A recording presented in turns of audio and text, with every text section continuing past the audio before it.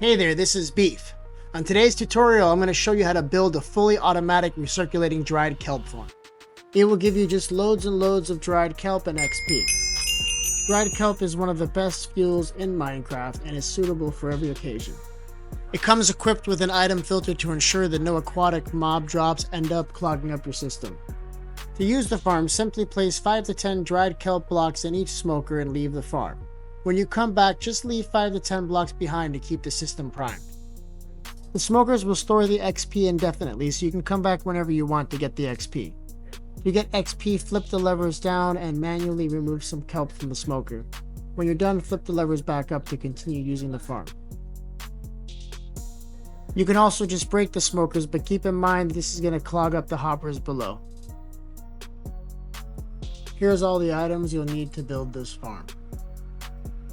Out of all of these blocks here, you can use any kind of block you want, but these 41 blocks you absolutely have to use solid blocks. There'll be an item list in the description. Well, let's get started. While facing the farm, place a crafter facing up. Then break the block to the left of the crafter and place a redstone repeater into it. Then place a block on top of it, skip a block, and then place another block.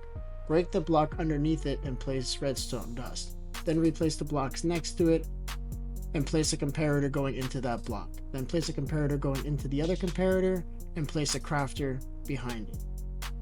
Then fill in all the spots of the crafter like this. Next, place a hopper into the crafter and then make this L shape like this with 5 hoppers. Then place a smoker on 2 of the last hoppers. Next, place a hopper into the top of each of the smokers and a hopper into the back and a chest on top of each of the hoppers like this. Next, place your daylight sensors either in front of the hoppers or to the side of the hoppers. Now let's work on the dry kelp recirculation. Place a hopper here, place another one here.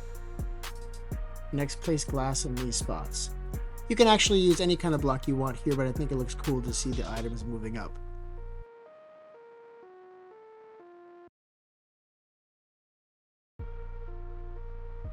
Next, place a glass pane in this spot, and then a water bucket in this spot. Next, place a temporary block at this spot and a hopper into it. Then place a block at this spot and a comparator on top of it reading out from the hopper. Then place a block here, temporary block here, a block here, a target block here, and a redstone torch here. Then put redstone dust in these 2 spots. Alright, let's set up the filter. First, start by placing 4 items into the 4 right slots, and then place 18 kelp into the far left slot. If no items fall through, you're missing redstone dust. If all items fall through, you're missing the torch. Next, place glass blocks around the hopper like this,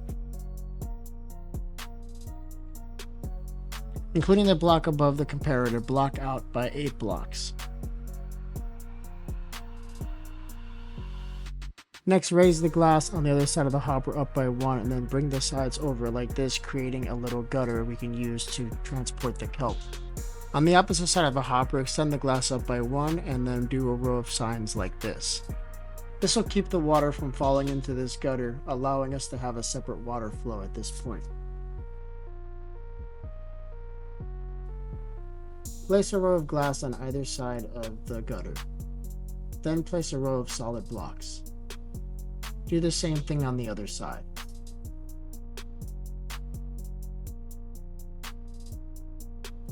Next, take one of the glass blocks at the sign level and extend that all the way to make a wall around the farm.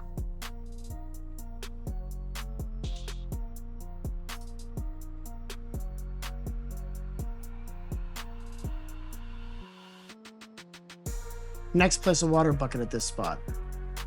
Next, place a row of pistons at this spot. Place a row of blocks right behind the pistons. These have to be solid blocks. Then place a row of observers on top of the pistons facing inward and redstone dust on top of the solid blocks. Do the same thing on the other side.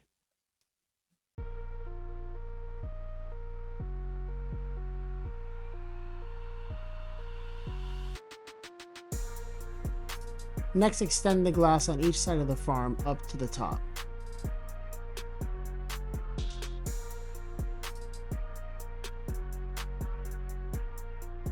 Next, place a water bucket into each of the observers like this. Do the same thing on the other side.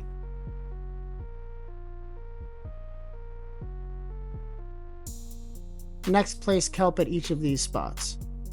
When the kelp grows tall enough to reach the observer, it triggers the pistons, breaking all of the kelp at 2 blocks height. The kelp gets funneled down into the smelters below.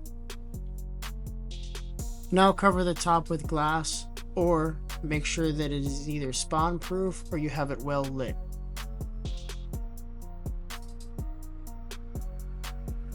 Alright, that's all we got for this one, folks. If you enjoyed the content, please consider liking and subscribing. It really does help the channel. And I'll see you guys on the next one.